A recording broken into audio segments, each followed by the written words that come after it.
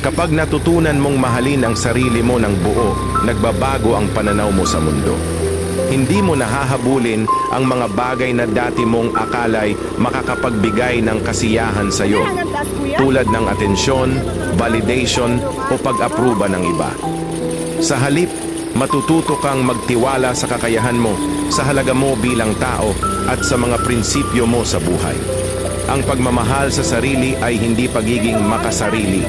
Ito ay pagbuo ng mas matatag na pundasyon para sa sariling kaligayahan at kapayapaan. Kapag mahal mo ang sarili mo, ikaw na ang nagiging standard. Hindi mo na ikukumpara ang sarili mo sa iba dahil alam mong sapat ka, higit pa sa sapat. Hindi madali ang proseso.